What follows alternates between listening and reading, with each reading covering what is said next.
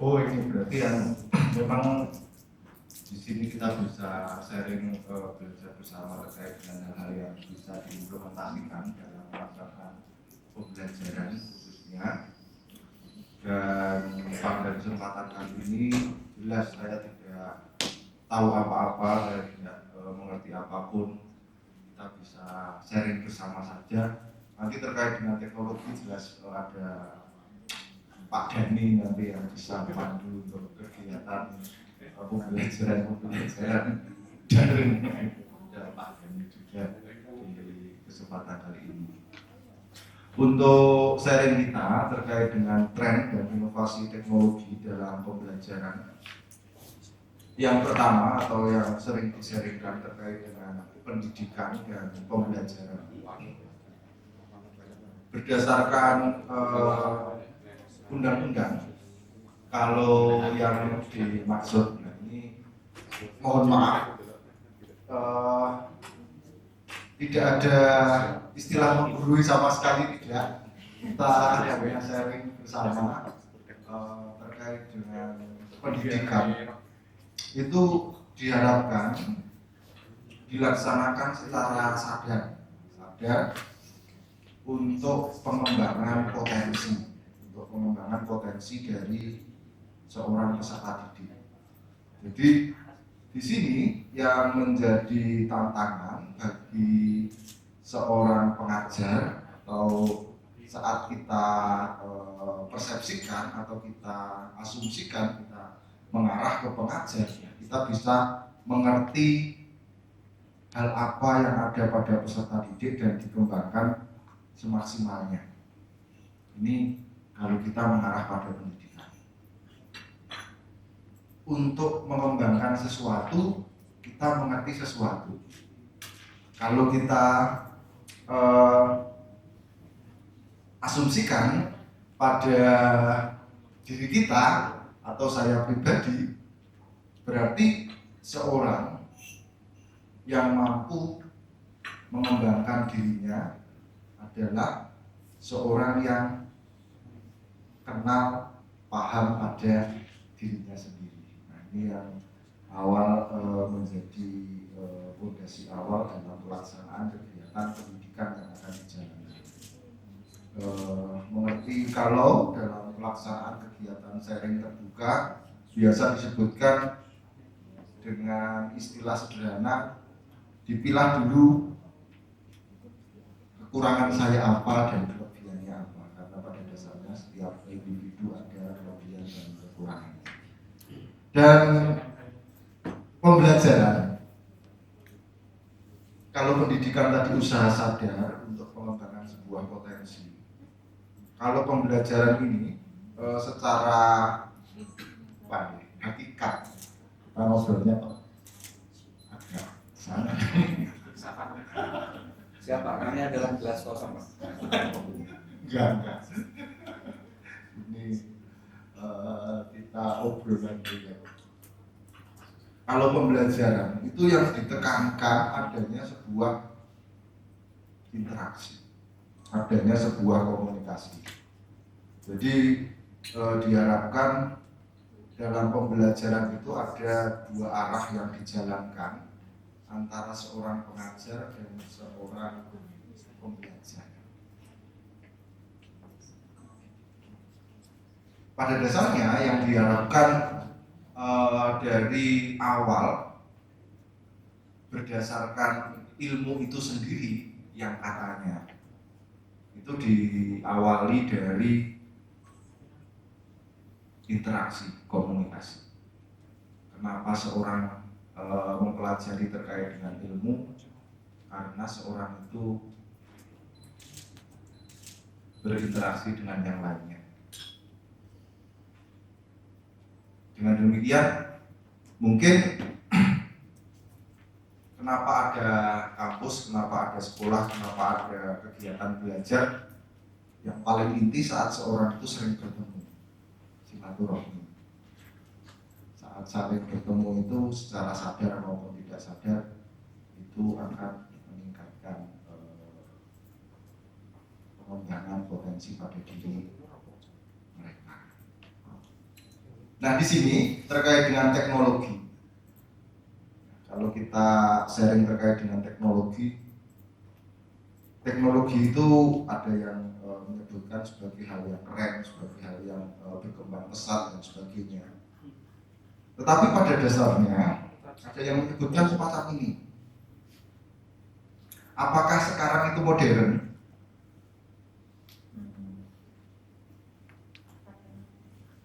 Relatif. 10 tahun, 100 tahun lagi apakah menjadi hal yang istimewa atau lebih modern lagi? Juga relatif pula. Apakah 1000 tahun kemarin kuno? Ternyata juga dan juga versinya orang pada waktu itu. Sehingga teknologi menjadi sebuah hal yang mengikuti perkembangan jalannya kehidupan, yang nanti mau nggak mau seorang akan mengikuti jalan hidupnya masing-masing. Dan ternyata jalan hidup kita sering ke kampus. Jadi mau nggak mau ya akhirnya akan bersahabat dengan perkembangan teknologi mungkin yang ada di lingkungan kampus. Nah, demikian pula saat kita sandingkan dengan pelaksanaan kegiatan pembelajaran yang ada di luar kampus, mungkin ada saatnya kita, loh itu kok kurang gini, itu kok kurang gitu. Ya pada dasarnya itu disesuaikan dengan circle-nya masing-masing.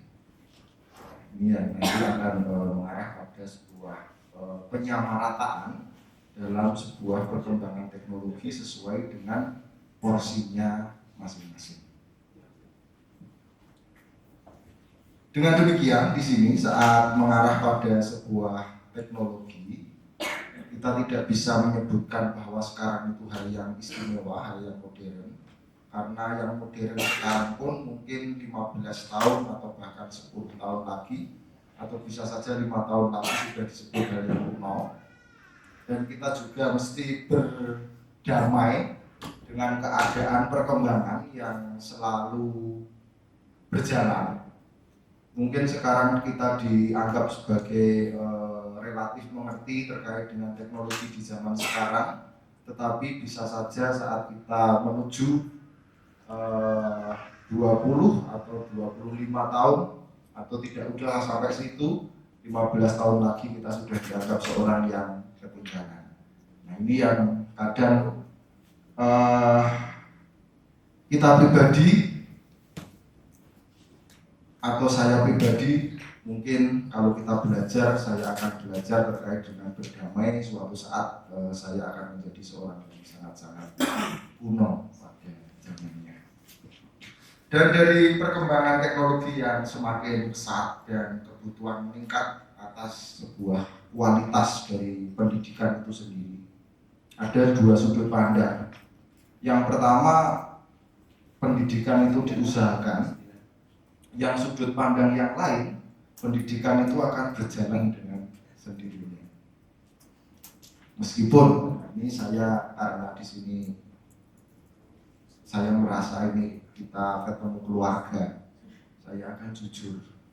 Tapi kadang-kadang saya tidak jujur pula bahwa pendidikan itu kita mesti usahakan semaksimal mungkin, kita rencanakan.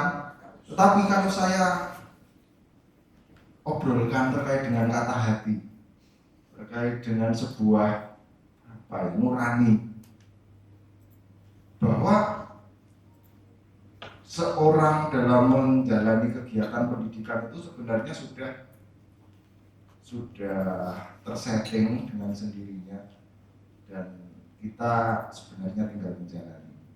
Nah, tadi disebutkan ini mau filsafat atau gimana? Satu filsafat Chinese mengatakan, ya dunia ini sudah selesai, kita tinggal menjalani. Paus. Ini jadi ada yang ingin jadi apa, ingin jadi apa, ingin jadi apa. Itu sekedar keinginan. Tapi jadi apa aslinya itu juga kadang kita tidak menyadari dan tahu-tahu ya jadi ini. Mungkin Bapak Ibu bisa flashback 10 tahun atau 15 tahun kemarin. Saya SD dulu. Atau bahkan sekedar 5 tahun kemarin Bapak Ibu nggak menyadari, nggak menyangka akan bergabung dengan kampus besar Mercubuana. Tapi ya akhirnya seperti itu yang menjadi ketetapan. Ini yang kita gabungkan antara usaha dengan realita.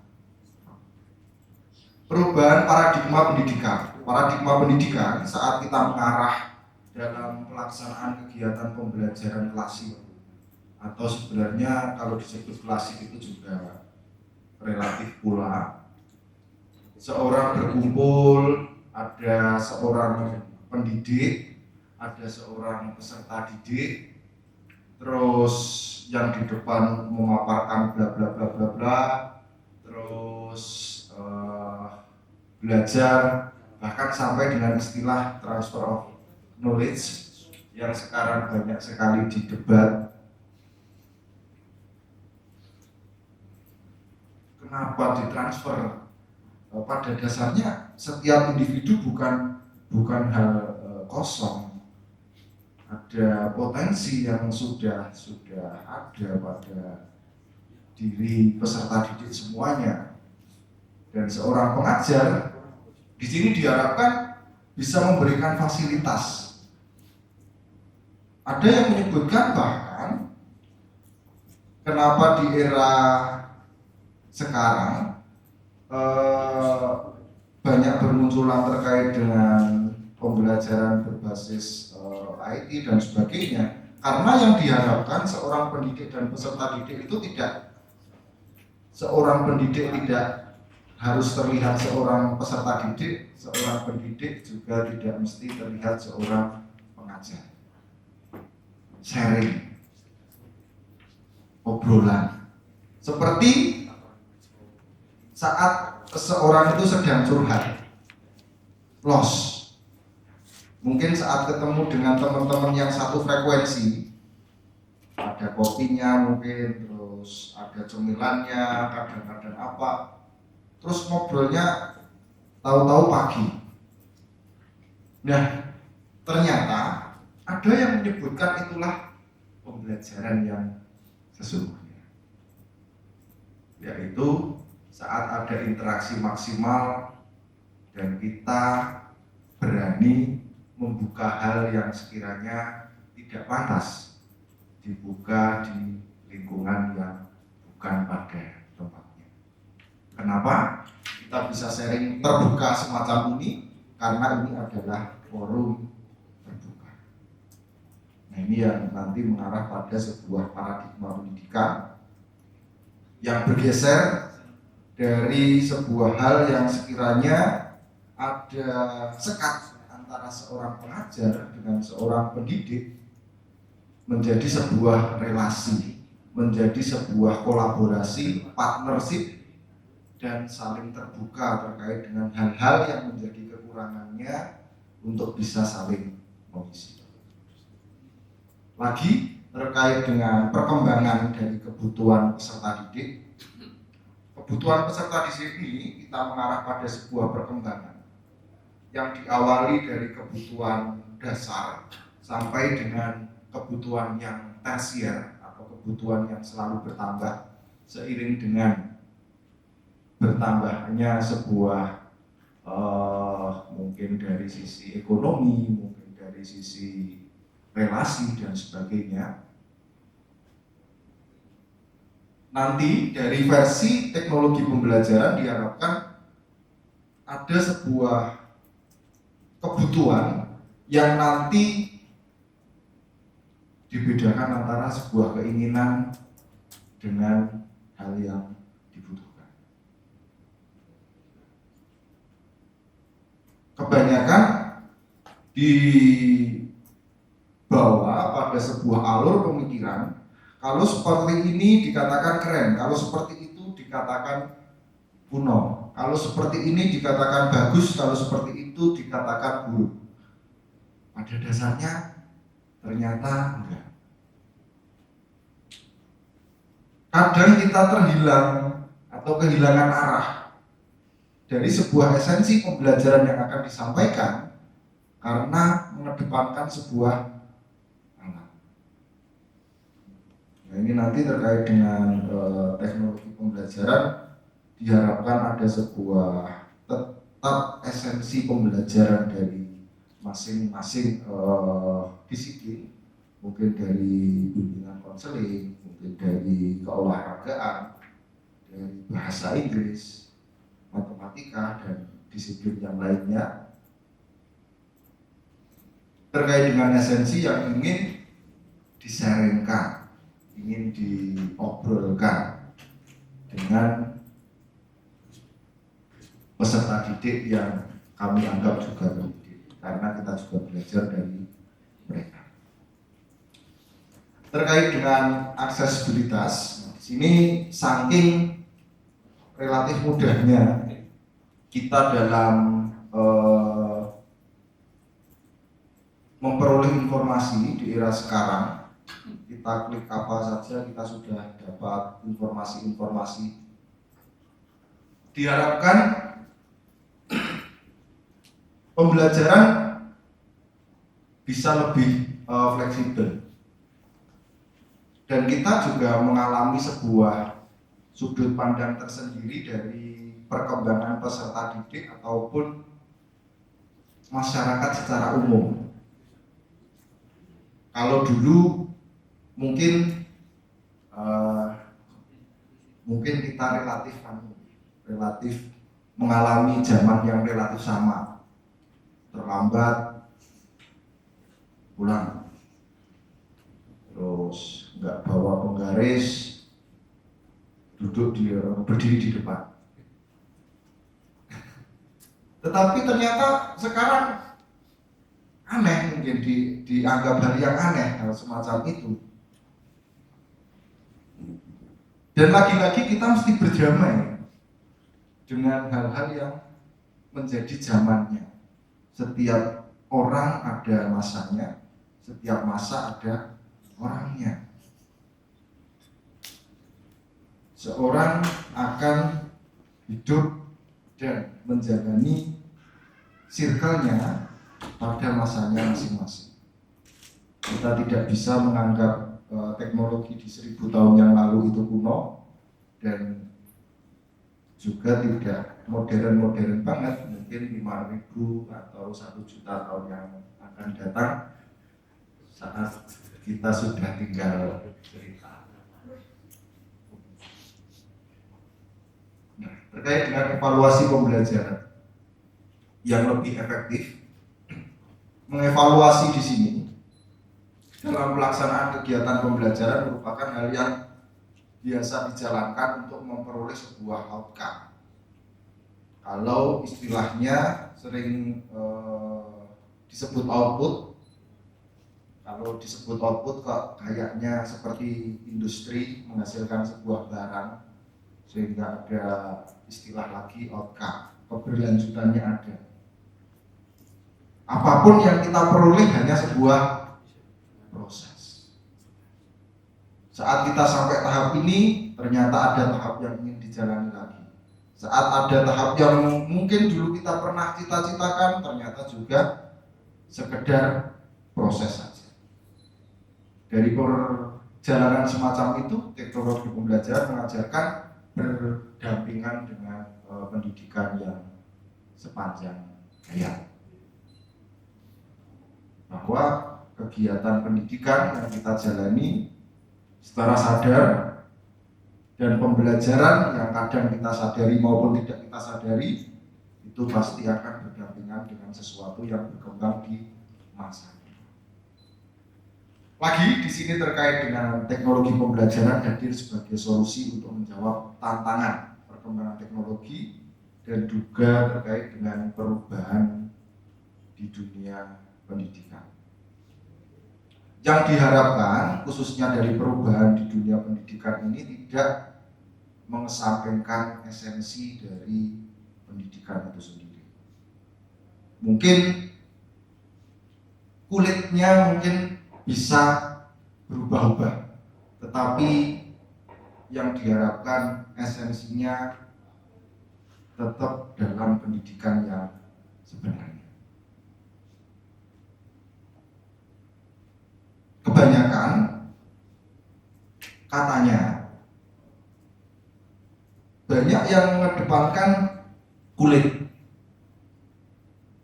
Jadi semacam ini, semacam itu, semacam ini, sehingga ada sebuah pemahaman kalau ini bagus, ini enggak bagus, ini sedang.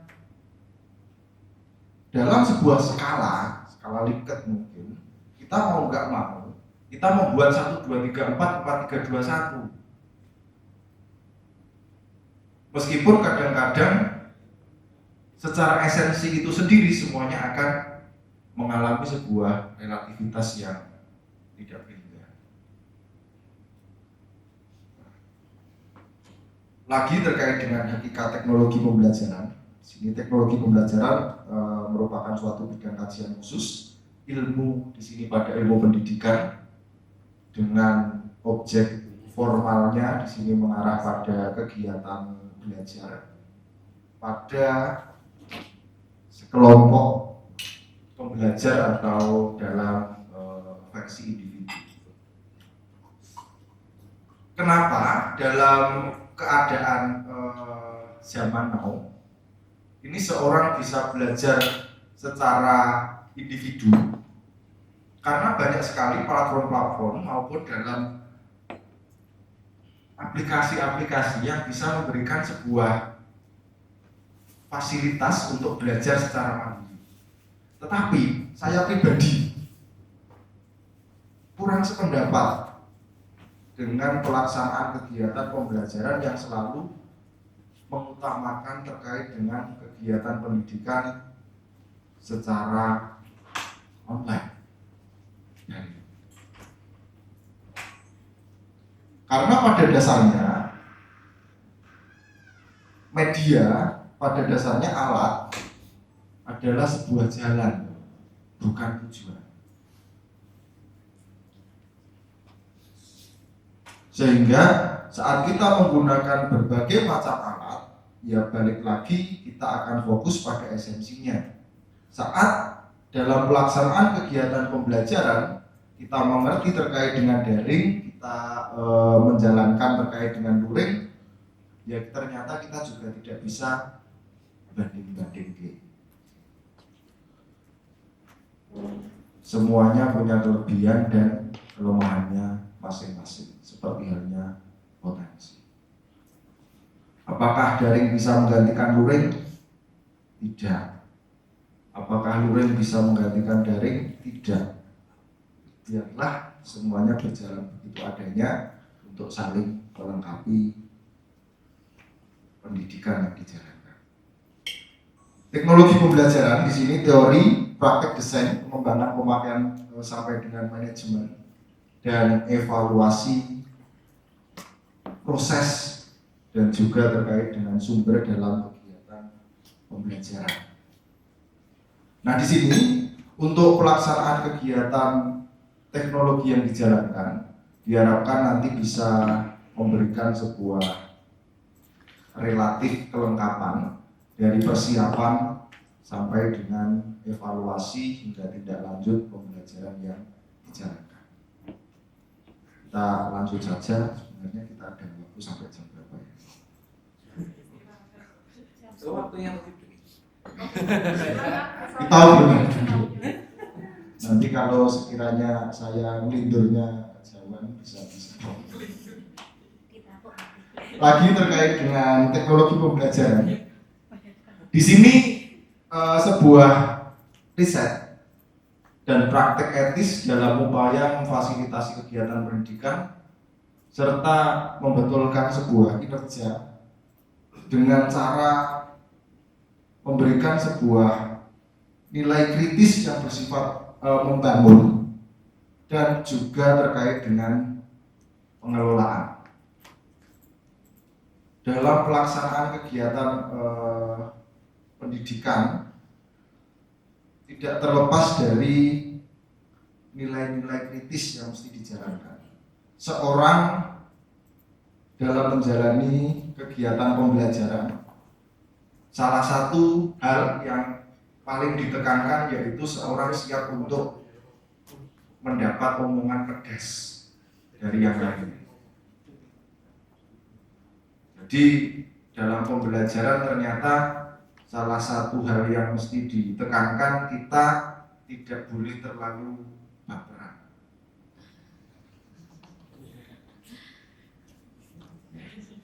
Karena sharing itu interaksi dengan yang lainnya. Apakah yang lainnya akan menilai, akan mengevaluasi kita? Pasti, secara langsung dan tidak langsung.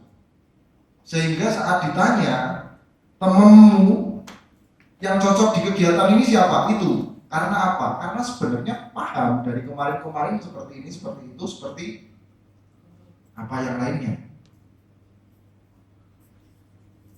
Karena pada dasarnya kita dinilai, kita menutupi apapun sebenarnya juga nggak bisa. Dan yang terbaik, apa ya? Bahasa kerennya bersyukur dengan apa yang kita miliki, dan komentar itu akan selalu ada. Sehingga dalam pelaksanaan kegiatan perkembangan teknologi akan banyak haters yang nanti juga akan memberikan sebuah komentar yang kadang tidak mengenakan. Dalam kegiatan pendidikan kita diajari dengan sebuah komentar pedas mungkin dari pengajar kita. Nah, tidak kita anggap sebagai hal yang menyakitkan, tapi kita anggap sebagai sebuah kritik yang membangun.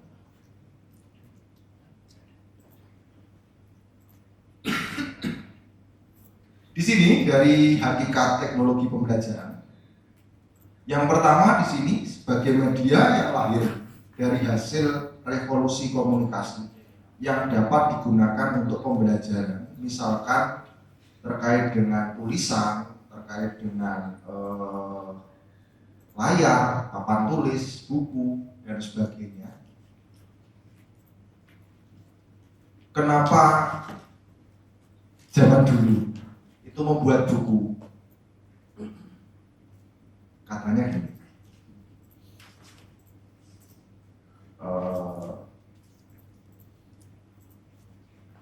ada seorang padepokan, terus datang. Awalnya ngobrol berdua, terus tetangganya lihat, kok asik tuh ngobrol berdua, iya apa sih ngobrol. Terus datang bertiga, kok gayeng mana? Ada seorang yang lewat lagi, kesana kemari. Wih, ngomong ke apa tuh, kok semalam suntuk, kok gayeng banget. Ngumpul lagi. Semakin lama semakin banyak. Ternyata bingung. Yang paling belakang jarang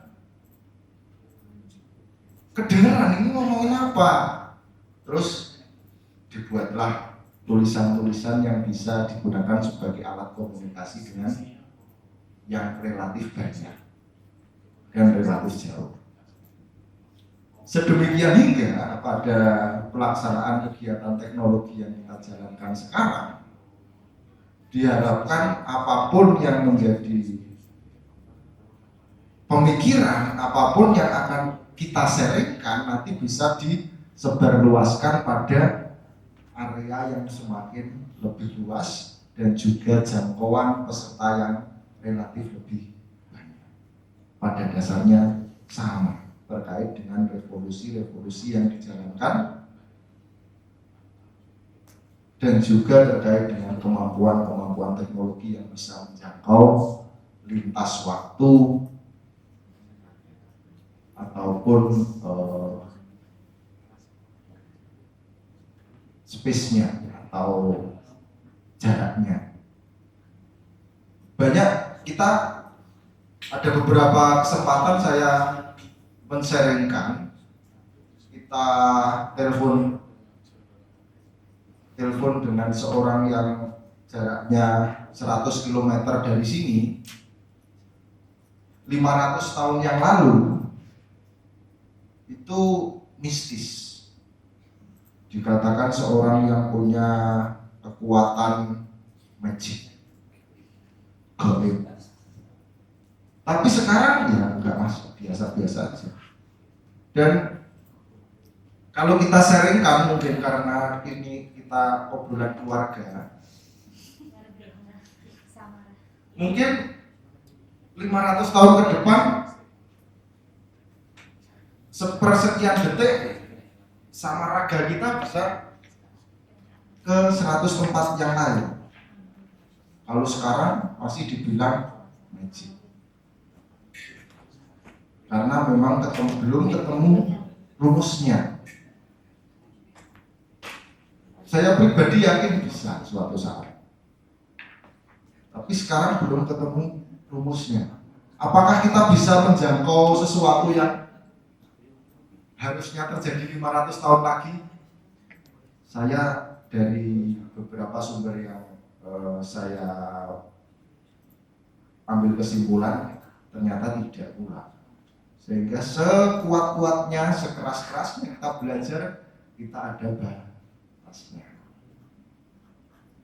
Yang kedua, di sini terkait dengan sebagai cara perancangan yang sistematik dalam menyampaikan dan mengevaluasi proses belajar mengajar secara total dalam pola tujuan pembelajaran yang khusus berdasarkan pada riset ataupun penelitian dalam kegiatan pembelajaran.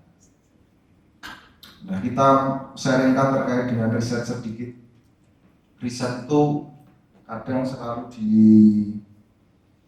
diistilahkan atau diartikan sebagai pengajuan proposal, terus diterima, terus kita melaksanakan kegiatan penelitian formalitas yang dapat dokumentasi, terus kita ceritakan. Tetapi yang saya pribadi yakini, ternyata semua individu itu peneliti wanita, sehingga bisa menceritakan kampungnya, bisa menceritakan temannya, bisa menceritakan saudaranya. Nah, diharapkan dari pelaksanaan kegiatan seorang individu sebagai peneliti di sini nanti bisa diaplikasikan dalam kegiatan pembelajaran dengan berbagai ataupun alat yang bisa mempermudah seorang dalam menjalankan aktivitasnya, khususnya di interaksi orang satu dengan yang lainnya, kelompok satu dengan kelompok yang lain. Ini yang sempat kita sharingkan sekilas tadi di awal terkait dengan perbedaan sebuah pendidikan yang dikatakan oleh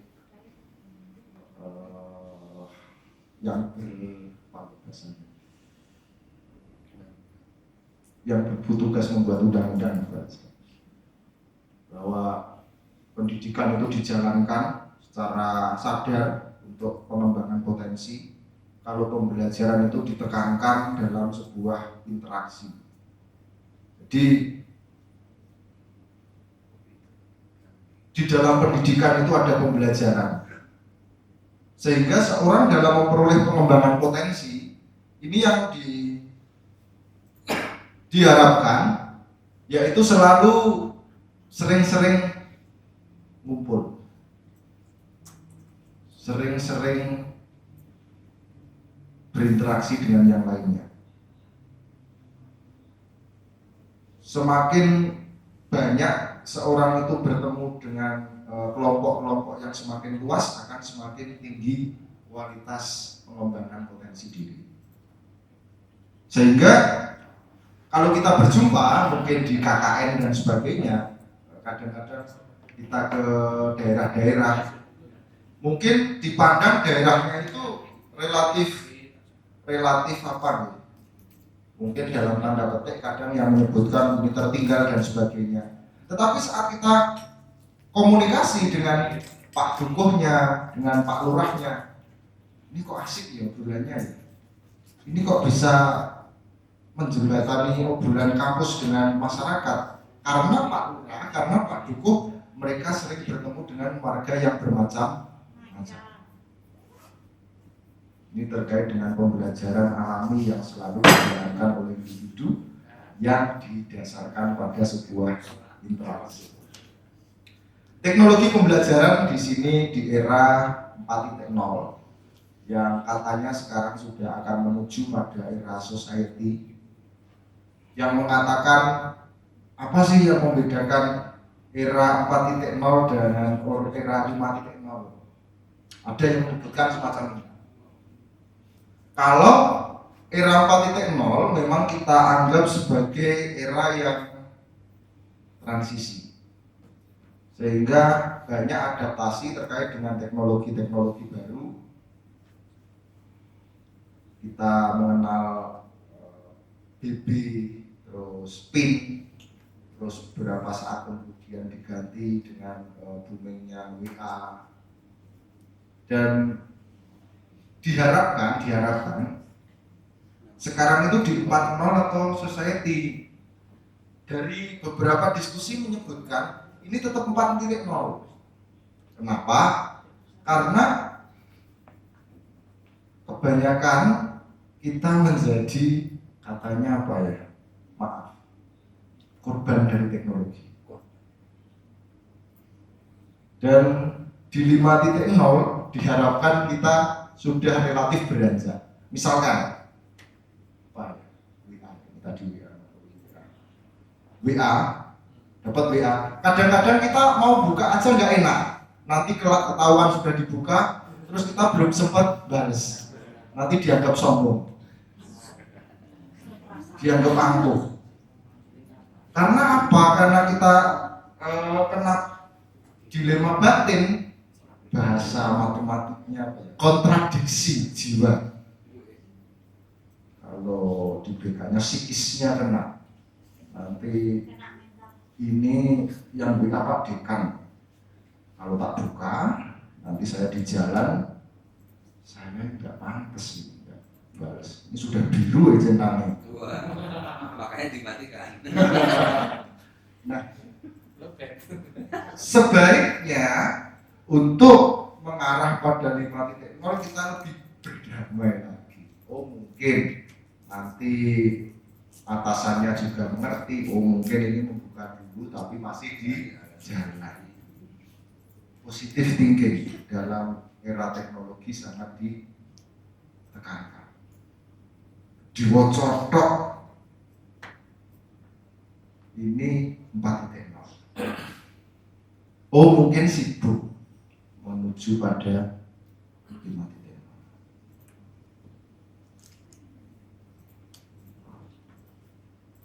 Lagi terkait dengan peran dari teknologi itu sendiri. Nah di sini sebagai media itu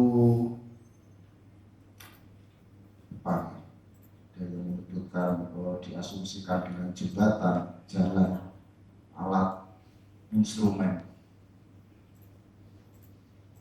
Dari pelaksanaan kegiatan teknologi yang sekarang banyak dikembangkan, diharapkan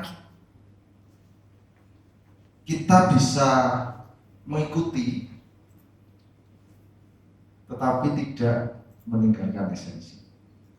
Jadi nanti dari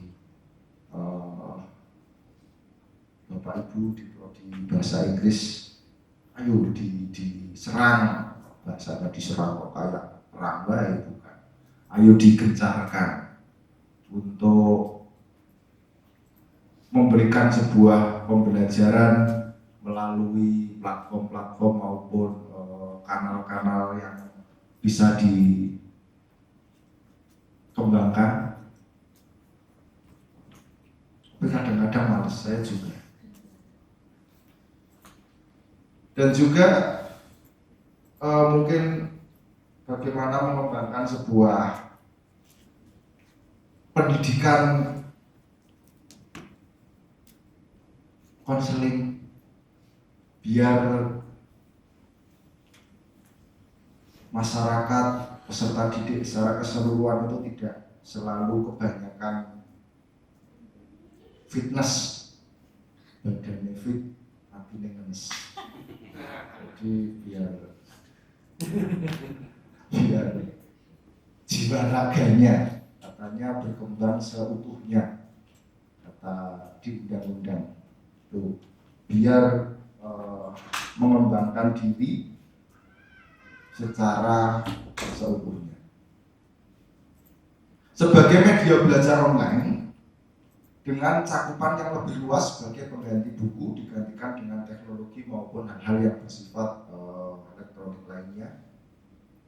Nah, di sini Bapak Ibu, saudara-saudari, nanti silahkan dengan kreativitas bisa mengembangkan, mempromosikan, karena sekarang pada dasarnya kampus itu bertransformasi dari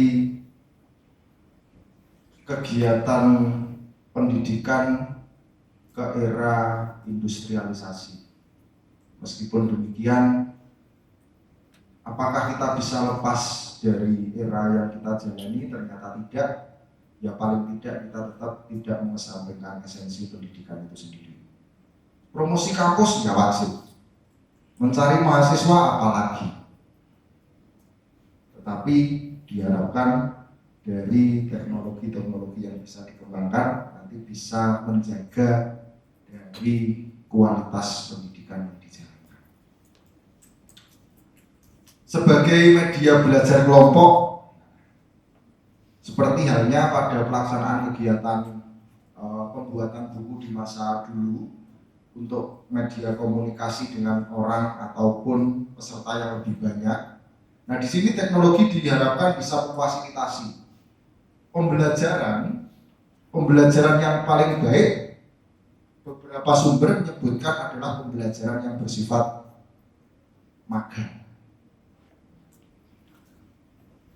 sehingga tidak mengherankan jika seorang ayah dengan profesi tertentu, putra-putrinya akan relatif menuruni dari profesinya. Mungkin pintar membuat mebel, mungkin pandai membuat apa, terus dalang, itu secara genetik, hereditas, dan secara lingkungan mendukung dalam pelaksanaan kegiatan magang yang dijalani. Nah, dalam kegiatan pembelajaran di era sekarang, dalam pelaksanaan pembuatan pembelajaran dengan teknologi, kenapa seorang anak itu mau belajar pada bapaknya, pada orang tuanya? Ternyata juga macam-macam jawabannya. Yang pertama takut, nanti dimarahi. Yang kedua, ya ketemunya sering dengan orang tua. Yang ketiga,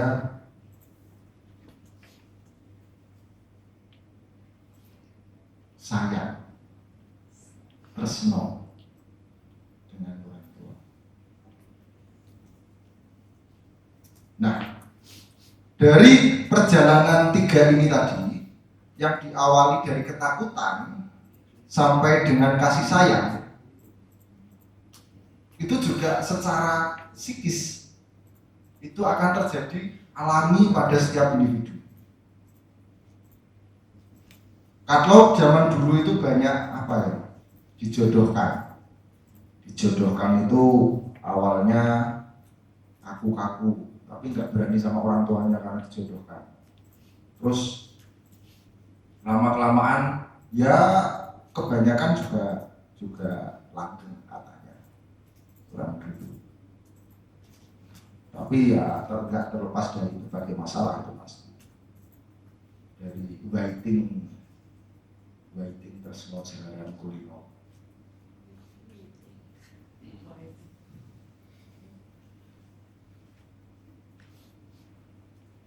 Tapi gini, di era sekarang ternyata ketakutan itu sulit dibangun.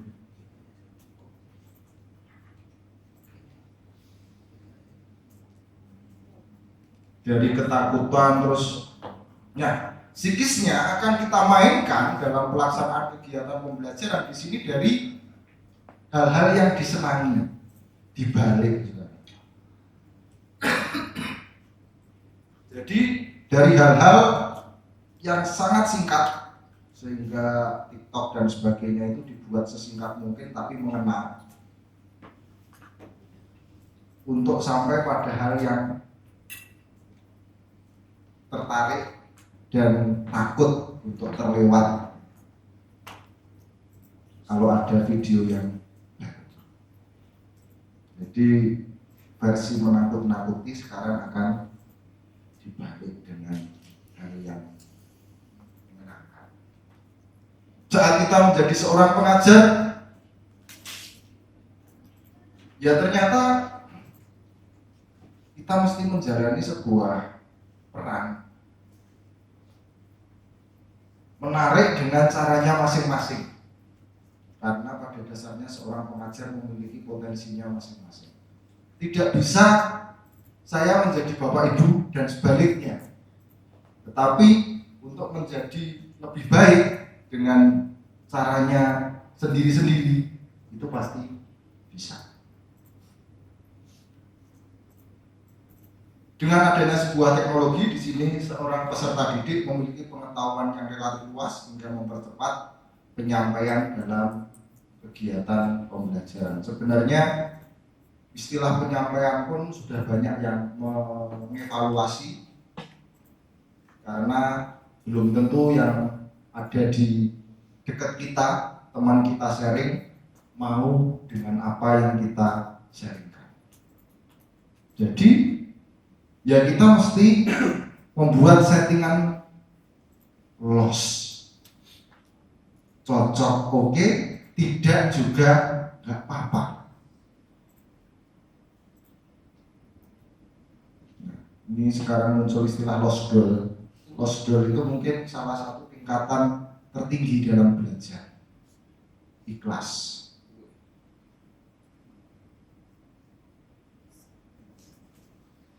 Jadi apapun yang terjadi, ya bukan ataupun di luar kemampuan kita. Kita bisa mengusahakan, kita wajib berusaha. Tapi terkait dengan hasil, itu bukan kemampuan kita untuk menentukan. Lagi? Belum boleh. Sudah ada pertanyaan? Oh, sudah. sebelum nanti. Karena saya sangat tertarik sama teknologi, Pak. Jadi kalau di UNJ sendiri, Pak, apakah ada kebijakan tentang penggunaan AI, Pak? Ya, terima kasih untuk sharing terkait dengan keluarga di Mercubuana dengan sedikit yang saya ketahui dari saudara-saudara di Karangmalang. Ini ada beberapa hal yang sempat menjadi perdebatan di awal munculnya dari ChatGPT dan sebagainya untuk penyusunan langsung artikel. Jadi butuh sebuah proses untuk bisa menerima keadaan, dan apapun itu sekarang sudah banyak toleransi sehingga memang diperbolehkan tanda petik. Jadi tidak serta-merta apa adanya, tetapi juga ada kontribusi dari seorang penulis. Di sisi lain, pada dunia digital di era sekarang, ya jelas kita tidak bisa menampik terkait dengan plagiarisme dan sebagainya dari karya-karya yang sudah ada. Mungkin sekarang banyak sekali ya guru besar, rektor-rektor yang terkendala masalah plagiarisme dari kawan politiknya, mungkin ya, malah ngobrol di politik juga. Dan suatu saat mungkin hal tersebut akan menjadi hal yang relatif biasa. Nah, ini kok kayaknya David ini mendukung plagiarisme. Bukannya gitu, tetapi ini alam. Dalam perkembangan teknologi yang serba terbuka untuk mendapatkan sebuah media untuk belajar ataupun alat untuk belajar, kita bisa membuka dokumen-dokumen orang lain dan kadang-kadang kita merasa cocok untuk bisa kita gunakan dalam karya yang akan kita buat. Tetapi nah di sini balik lagi ke society. Kita menuju ke era society yang enggak sefrontal itu. Kalau ada karya terus langsung kita ubah namanya nama kita. Tetapi ya kita mesti mengerti humanismenya, itu karyanya yang lain. Jadi kalau kita benar-benar mau saklek ataupun aku dengan ini karyaku, apapun yang terkait hal ini harus ada namaku. Sekarang kayaknya relatif sulit. Tetapi untuk humanisme di era 5.0 yang akan kita jalani ke depan, ya kita bisa lebih saling mengerti dan saling toleransi dengan apa yang ada. Tidak selalu menganggap kalau ini kayaknya kok mirip-mirip tulisan saya, nama saya kok nggak ada, langsung ke polisi, langsung ke Kemenkumham. Itu ya mungkin kita bisa berdamai dengan hal-hal yang semacam itu. Nanti yang diharapkan kalau kita terlalu fokus pada hal tersebut, kita akan banyak mengesampingkan hal-hal yang lebih penting lainnya yang bisa kita lakukan. Mungkin seperti itu. Di UNY memang relatif sudah diberi kelonggaran untuk penggunaan AI-nya, tapi kalau benar-benar menjiplak karena memang bahasanya juga enggak panggil secara IID enggak bagus, jadi perlu ada pemolesan humanisme atau humanisasi dalam karya yang dibuat atau yang disusun. Seperti itu Pak.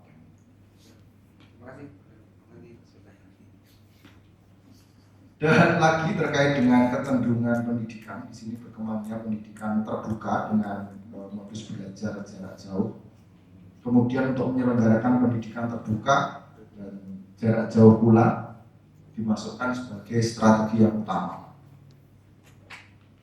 Di sini saat pelaksanaan kegiatan perkuliahan seperti halnya PJJ yang sekarang sudah banyak dikembangkan. Yang dulu PJJ itu harus hanya bisa dijalankan oleh universitas terbuka, sekarang semuanya bisa menggunakan daring, mungkin dengan istilah blended, itu bisa dijalankan.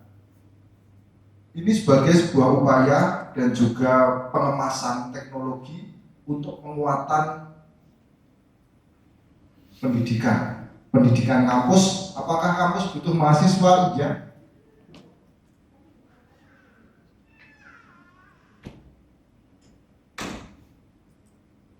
Pada dasarnya saling membutuhkan, sehingga kita bisa memfasilitasi pembelajaran mungkin dengan Google Meet, mungkin dengan Zoom meeting, dengan tidak meninggalkan esensinya. Karena memang ya seperti itu. Di sini untuk sharing dalam sumber daya dan terkait dengan kelebihan dan kekurangan yang dimiliki oleh lembaga satu dengan lembaga yang lain.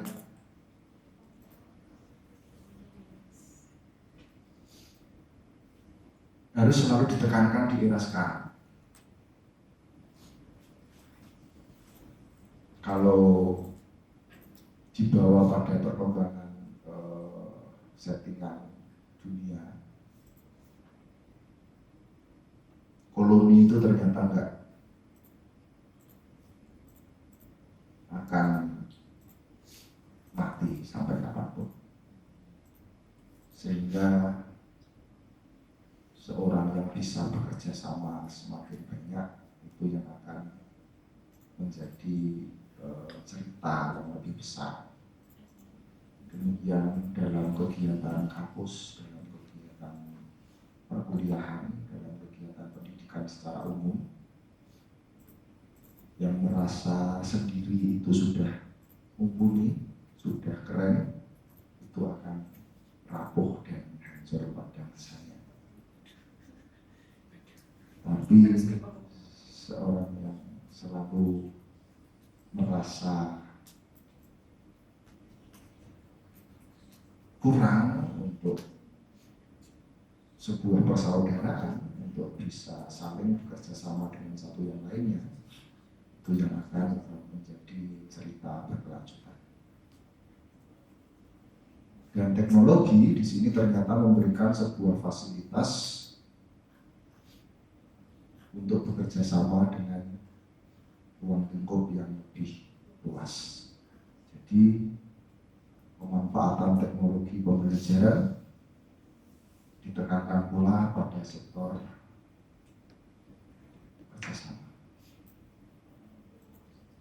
Penggunaan perangkat teknologi di sini terkait dengan info atau informasi yang interaktif. Pada dasarnya keakraban, pada dasarnya chemistry itu bisa diciptakan dengan komunikasi. Sehingga dalam teknologi pembelajaran diharapkan komunikasi itu dijalankan sesering mungkin. Makanya LDR itu katanya nggak baik. Lu doang relasi asik. Jadi yang merasa punya hubungan yang di sini aja, yang sana nggak merasa. Ya berat, bilang aja ya. Jadi gini, dalam interaktif di sini, hal yang penting tidak selalu dimulai dari hal yang penting. Dimulai dari hal yang penting. Kita sering ke klasik dulu ya, kita ke arah klasik dulu. Ke arah klasik itu Bapak Ibu pasti saya yakin pernah menjumpai kejadian semacam ini. Ada bapak-bapak itu ketemu di lorong ataupun di tempat umum, terminal dan sebagainya, ngobrol-ngobrol. Terus muncul ini, di tempatnya jenengan ini musim nopo ya? Mana panen kacang? Pun Jawa daerah ini. Apakah itu menjadi hal utama yang akan diobrolkan? Ternyata enggak. Itu basa-basi untuk membuka obrolan. Tetapi nanti dari keakraban yang dijalankan itu akan mengarah pada hal-hal yang bersifat urgent, bahkan sangat menyangkut, bisa saja jadi hidup orang banyak dari obrolan panen apa.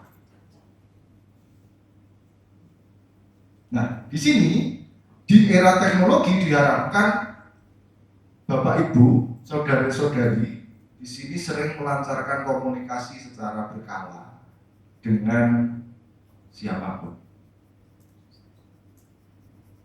Mungkin say hello sekedar baik, tapi ini chemistry, ini adalah rasa yang tidak bisa diwakilkan dengan hanya dia. Dari pergeseran yang dialami di sini dari sebuah kegiatan pelatihan ke sebuah tampilan saja. Karena kalau pelatihan akan membosankan. Bapak Ibu juga akan merasakan mungkin suatu saat memberikan perkuliahan,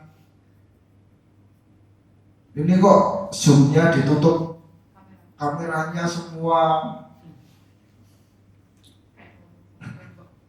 ini kok kalau di dalam kelas nanti siswanya, peserta didik kadang-kadang melihat laptop, tapi yang dilihat itu pojok kanan bawah, jamnya enggak.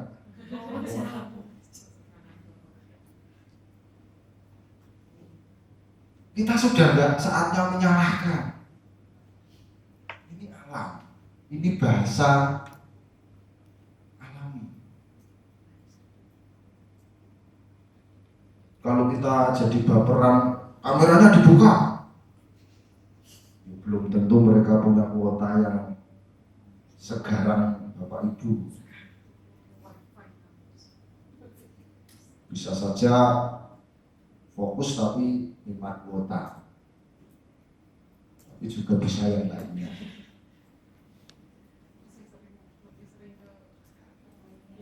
Dari belajar di sini, ruang kelas yang seapa ya?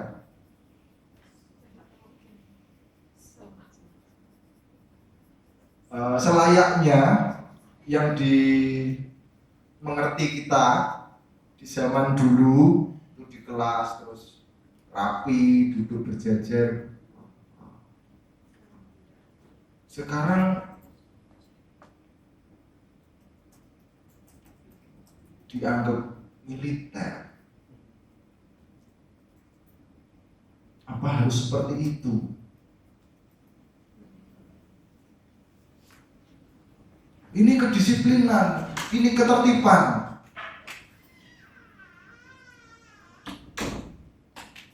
Tetapi kita bisa mengerti pula ternyata juga dari pelaksanaan kegiatan apapun itu dikatakan berbasis luaran. Bahkan mungkin di lingkungan kampus pun, di kursi, di meja Bapak Ibu itu juga tidak selalu bahasanya apa ya? Jenak. Tidak selalu kerasan, tidak selalu kerasan di mejanya. Mungkin mejanya ada bunga-bunganya, ada minyak yang tiap beberapa detik, terus ada AC-nya. Itu juga nggak selalu, mungkin senangnya di basement. Kok dari pagi sampai sore di basement terus, ini kok di pos jaga terus.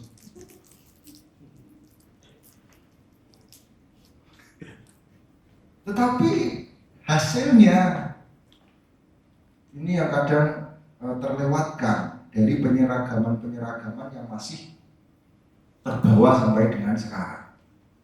Tetapi yang terjadi apa? Yang terjadi ya saat kita melanggar atau melawan takdir itu nggak bisa.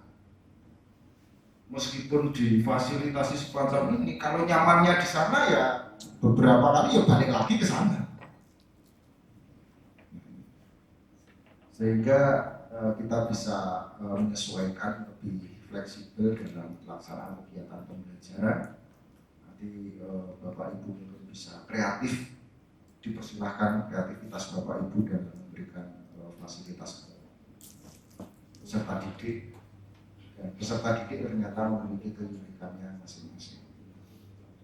Dari kertas ke online, dari fasilitas fisik ke jaringan-jaringan, dari sistem siklus ke hal-hal yang lebih nyata.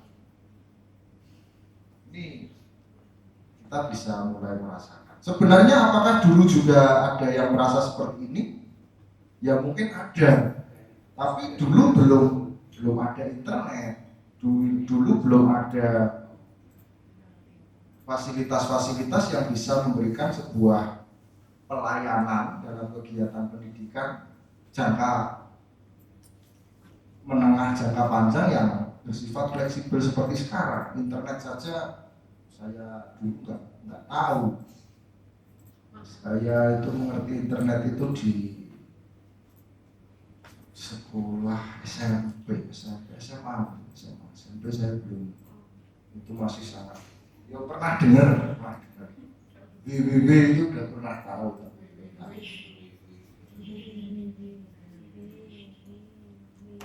Dampak positif dari pelaksanaan, lagi-lagi kita mengerti terkait dengan istilah positif dan negatif. Pada dasarnya setiap hal itu ada positif, ada negatifnya.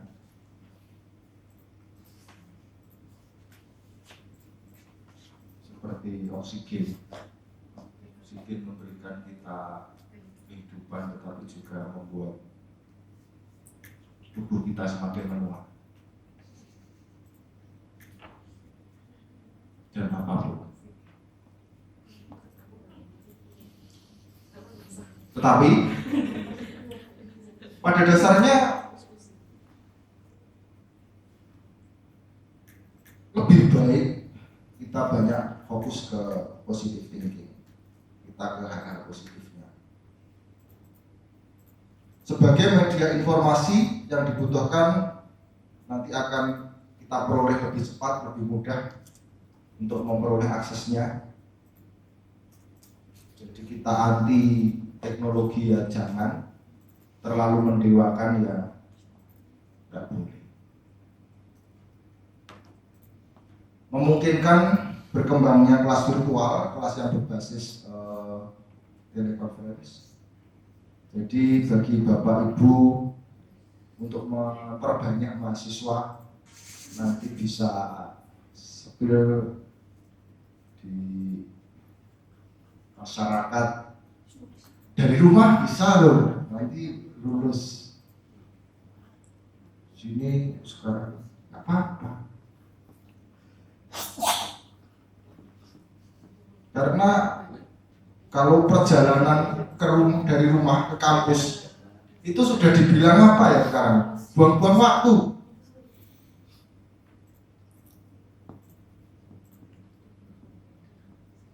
Entah itu COVID dulu itu beneran atau mungkin yang lain. Tapi ternyata ya tersetting seperti itu. Itu kalau sekedar manusia merencanakan, kalau nggak takdirnya saya percaya nggak terjadi. Dan itu membawa dampak yang relatif banyak. Kita berjumpa secara virtual saja bisa, tapi ya kadang-kadang kita berjumpa secara luring, karena luring tidak bisa menggantikan daring, dan sedemikian pula sebaliknya terkait dengan rasa. Sistem administrasi lembaga pendidikan akan relatif mudah. Mungkin yang dulu saatnya pendaftaran itu kita melihat hal-hal aneh, mungkin kekonyolan. Kalau kita lihat zaman sekarang ular-ularan, terus kita nahan haus, kalau kita keluar dari ular-ularan kita diambil yang lainnya, gantian ngantri. Saya masih mengalami hal yang seperti itu. Daftar, terus dulu itu kalau nggak salah saya ingat kurang 5, saya benar-benar nggak tahan, terus saya lari ke mie ayam, terus akhirnya balik sampai sore karena kebelakang. Kekonyolan saya yang pernah dimarahi oleh temannya, kurang 5 toh nggak sabar. lagi terkait dengan akses informasi dan pengetahuan menjadi lebih luas. Nanti Bapak Ibu banyak sekali pemanfaatan kegiatan pembelajaran yang didasarkan pada teknologi. Silahkan, sebenarnya semuanya sudah relatif ada, hingga hal-hal yang sekiranya rahasia menurut umum pun sebenarnya bisa dengan cara-cara tertentu. Tinggal kita ingin belajar apa sebenarnya sekarang. Berarti belajar itu nggak harus kumpul. Kebanyakan memang gitu sekarang. Jadi saat kita ingin mempelajari secara otodidak itu memang terbuka secara luas, hanya keinginannya masing-masing. Tapi psikisnya atau secara apa ya? Secara apa ya lebih tepatnya? Masih terbawa oleh sebuah paradigma sedikit banyak. Kalau nggak tanya langsung itu nggak mantep. Tulisannya ada, tapi kalau saya lupa itu ya salah satu mengarah pada budaya literasi yang nanti akan dikembangkan ke depannya. Bahkan matematika,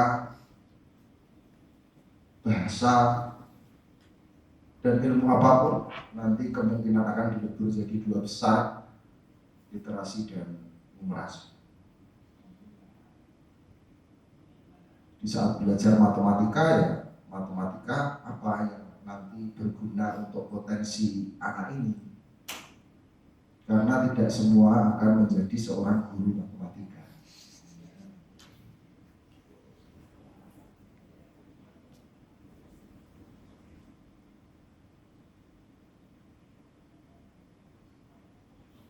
Nanti yang dikembangkan saya direct untuk Bapak Ibu dalam pengembangan potensi peserta didik dengan cara Bapak Ibu.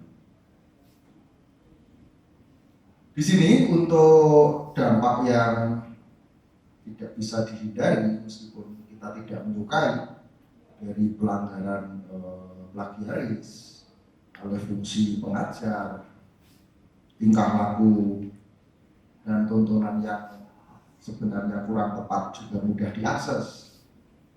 Etika dan disiplin peserta didik relatif susah untuk dipantau.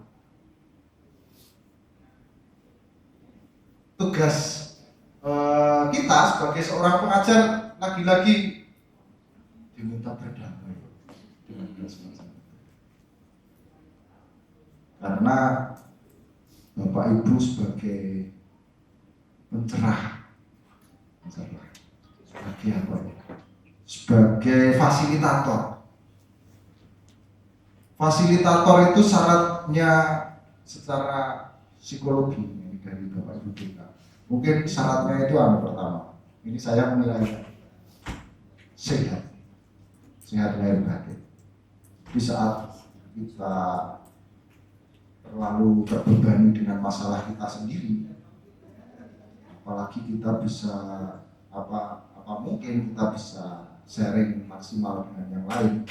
Kalau kita mengurusi kita aja belum mampu, ternyata tugas seorang pengajar itu mampu mengurusi dirinya terlebih dahulu, baru bisa mengurusi yang lain. Dilarang stres.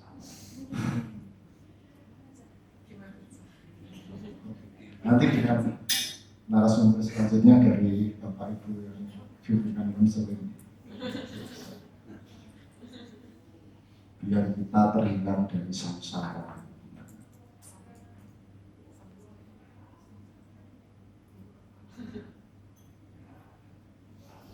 Etika dan disiplin yang memang relatif sulit dipantau. Nah, yang jadi pertanyaan di era sekarang ini, apakah definisi disiplin dan etika itu memang seharusnya ada yang relatif perlu diperbarui.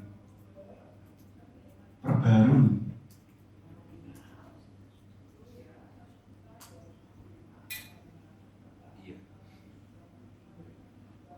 Kebanyakan disiplin diartikan sebagai definisi ilmiah sebagai disiplin yang kasat mata. Disiplin itu kalau datangnya tepat waktu, kelihatan, itu disiplin. Tetapi disiplinnya sekarang apa masih seperti itu? Atau butuh diperbarui? Nah, ini jadi bahan sharing kembali. Karena Bapak Ibu di sini mungkin saat di kampus merasa nggak bisa ngapa-ngapain ya banyak mungkin. Saya kalau di kampus itu banyak ngobrolnya aja kok. Produktif itu saat di rumah, saat di warung sendirian atau di kafe atau di mana. Tetapi disiplin kebanyakan jam 7 di kampus, presensi disiplin. Tapi apakah selalu berjalan searah dengan produktivitas yang sekarang mengarah pada luar? Ternyata belum tentu.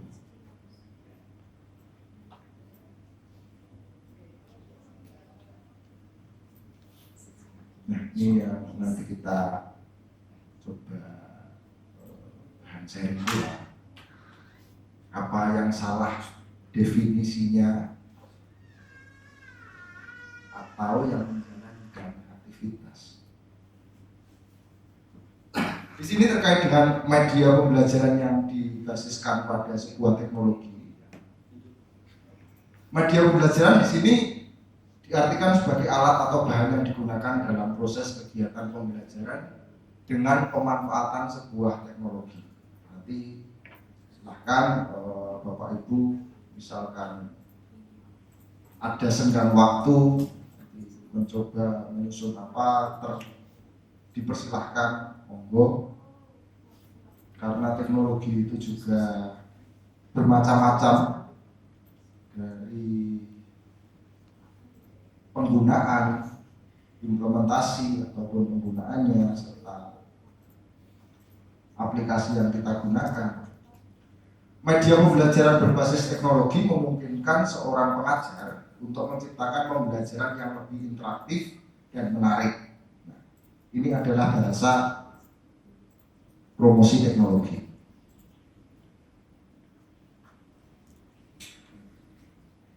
Ada seorang yang nanti akan mengarah sebuah hobi dan senang pada hal tertentu, salah satunya teknologi. Tetapi ternyata ada juga beberapa yang menganggap sebagai hal yang membebani.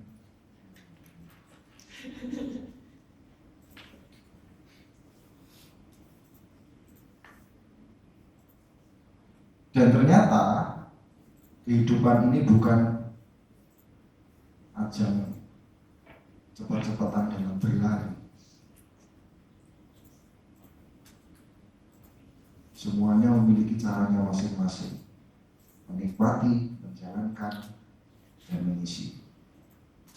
Jadi teknologi jangan dijadikan, kalau saya pribadi di sini, mohon tidak dijadikan sebagai alat untuk ajang kecepatan dalam berlari, tapi digunakan sesuai dengan porsi kita masing-masing.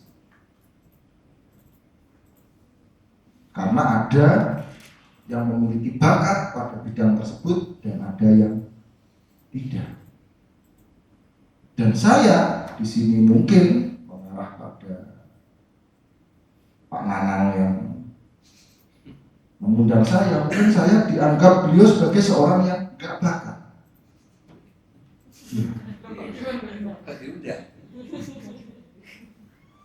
Cara berdamai dengan ketidakbakatan. kita bisa belajar, meskipun kadang-kadang kita juga tidak suka, menyesuaikan.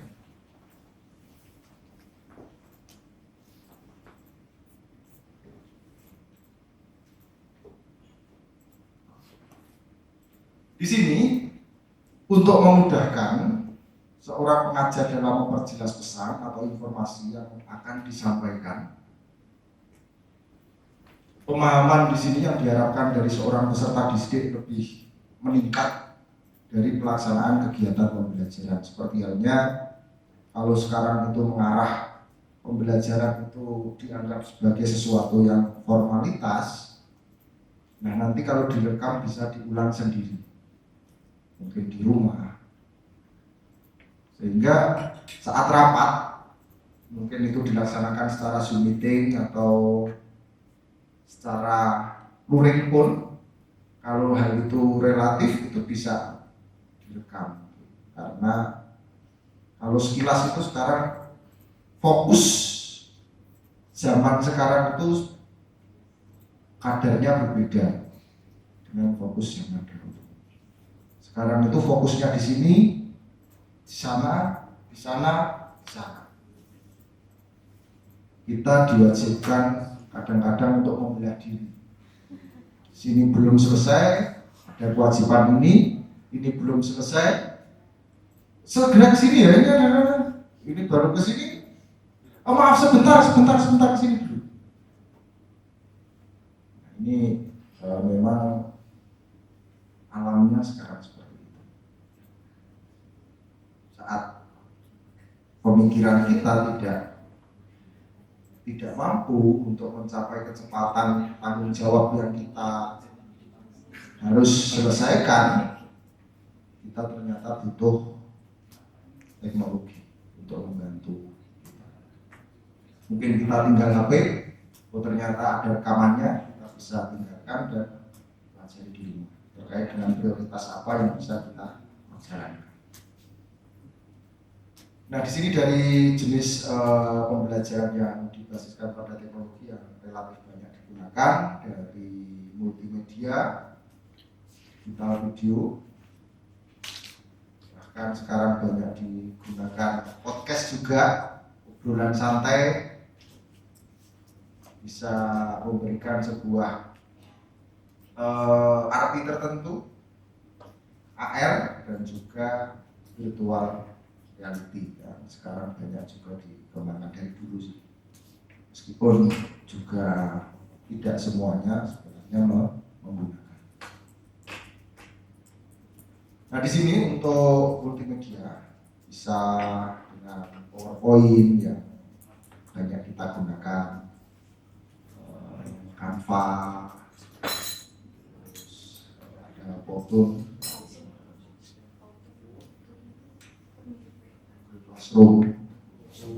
Classroom itu yang itu tidak itu ya asinkron. Multimedia interaktif di sini digunakan sebagai media pembelajaran yang mengkombinasikan sebagai berbagai